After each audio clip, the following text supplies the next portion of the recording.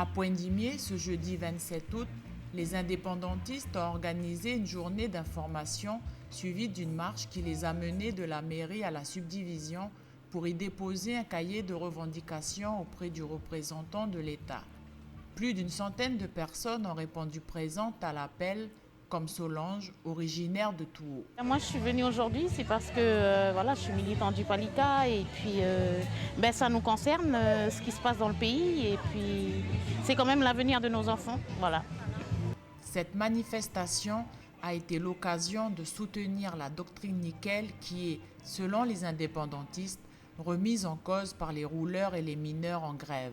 Le minerai, c'est une richesse du pays qu'il convient désormais, à partir de maintenant, d'exploiter pour l'intérêt du pays. Exporter vers la Chine, ça participe à favoriser sa mainmise sur l'économie mondiale et c'est illogique de l'approvisionner aujourd'hui en sachant que cette situation-là met à mal les industries, les usines que nous avons ici dans le pays. Tant que la signature du protocole d'accord n'est pas signée, il y aura toujours des actions. Je partage l'opinion des élus, puisqu'il faut savoir que cette richesse, et pour l'instant, on ne voit rien. Enfin, certains gens disent qu'on ne voit rien, mais on a quand même 51% qui reviendra quand même au territoire. Voilà, c'est pour ça que je suis là, pour défendre l'intérêt du nickel et surtout pour l'avenir de mes enfants. Selon Jean-Pierre Diaoué, depuis 2009, le volume de minerais exportés n'a cessé d'augmenter, mais reconnaît tout de même que la profession des rouleurs est en difficulté actuellement. Dans des moments difficiles comme aujourd'hui où les cours du nickel sont bas, c'est vrai que la profession est impactée.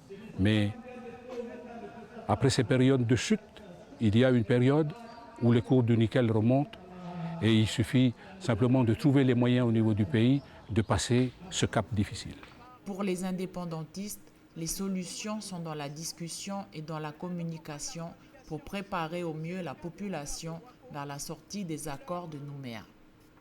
Pour qu'un pays soit souverain, il faut qu'il ait les moyens de financement. Et ici en Nouvelle-Calédonie, nous avons la chance d'avoir une ressource, la ressource minière. Il convient pour nous de la maîtriser. C'est toute cette explication que nous sommes en train de mener.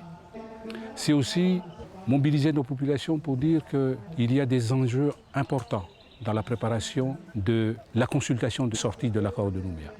Qu'aujourd'hui, nous sommes dans une période où il faut travailler pour qu'au moment de la consultation, toutes les compétences qui doivent être transférées à la Nouvelle-Calédonie puissent être portées à la connaissance de nos populations pour qu'ils puissent, le moment venu, se prononcer en toute connaissance de cause.